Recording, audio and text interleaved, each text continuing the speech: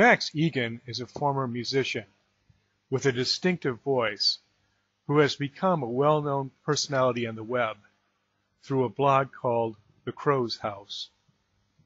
We've had so many of these silly fantasies of saviors coming, and the New Age community has been fooled more than once. Now, Max Igan is blowing the whistle. He asked people to wake up and realize the reality is we will have to save ourselves. No savior is going to come and fix the world for us. This sort of dream has demotivated people and kept them sitting on their sofas and waiting.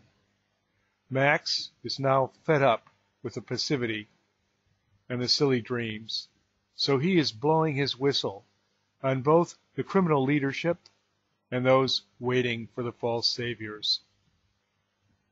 Now listen to Max in his own words.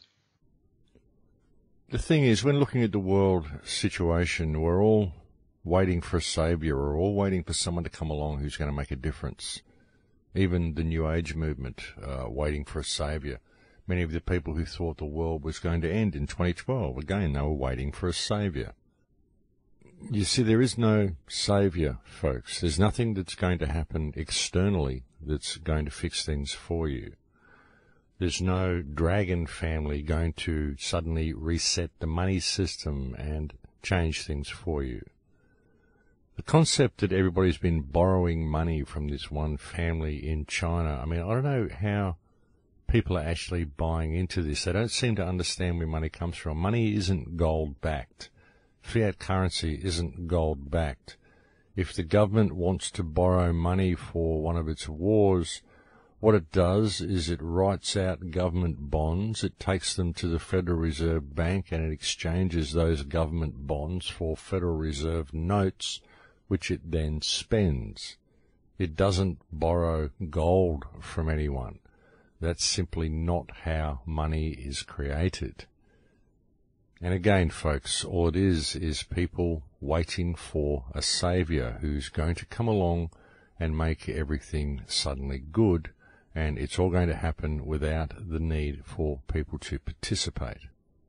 But just wait, folks. It's all imminent. Everything's pending. The good guys are now here, and the world is going to change. Don't rock the boat. Just sit there. Just wait. Just bide your time. It's all going to be good. This is what we hear from these people, folks. And meanwhile, the control grid just rolls out, and things just get ramped up further and further, while people are waiting for someone to come along and change everything from behind the scenes. But it doesn't work that way, folks. It doesn't work that way. There isn't one family lending money to all these governments so they can wage their wars. There isn't anyone who's going to come along and suddenly financially pull the rug out from underneath the banking cabal that runs this planet, because they are the banking cabal that creates the currency that all of the countries use. And they have an unlimited supply of money because they are the ones who create the money. They don't borrow the money from anyone. They don't borrow gold and use that to finance their wars. They create money from thin air, and they use it how they will. They don't have to borrow from anybody. And people need to get the fact into their heads that there is no white hats waiting in the wings that are going to change things.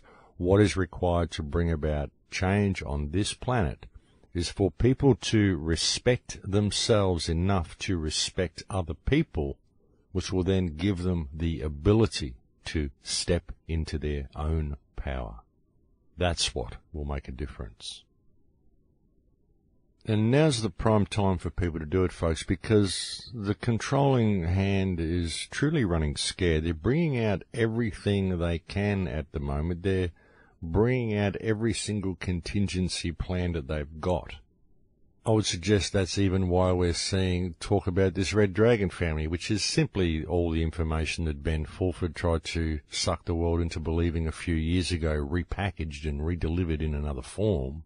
But it's serving as a great distraction for many people in the truth movement. Many people are now sitting waiting in the sidelines for something that's about to happen. It's all imminent, and so they've all gone straight back into a state of inaction, waiting for their great Saviour to come. And personally, I just think this is another contingency plan of the elite. I think they're doing everything they can to keep people distracted and to keep people waiting in the sidelines, because it's becoming obvious to them how many people are waking up to the fact that there's something terribly wrong. So they're just really ramping things up. They're trying to bombard human consciousness from every possible angle in order to keep people distracted, in order to keep people locked in fear, keep people waiting for a Saviour to come and save them. And if they're not waiting for a Saviour, then they're too busy running on the treadmill and keep people distracted and keep people from noticing the power that they've got. But everything's falling apart for them. There you go, folks. A common sense explanation from Max Igan. He's not feeding you with false hopes. Let's realize that we in the truth movement have now learned something important. If it sounds too good to be true, then it probably is. There's no Saviour, no OPPT, no Swissindo, no mass arrests by a gang of ninjas, no trillions from the dragon family that are suddenly going to change the world and make it right. Those are psyops, to keep you waiting and thinking that you will not have to take action yourself. In fact, all these fantasies should have taught us discernment. If it is too good to be true, it probably is. If it sounds good and resonates with what you want to hear, then someone may be trying to fool you, to keep you from taking action yourself. It is time to get past all the dreams and start thinking again about actions that we can take to change the actual 3D reality that we inhabit. Say good night to the dreams and goodbye to the snake oil salesman people, however much you may like their cheerful description of a magic solution. The truth is, it's up to you and me. Thanks for listening.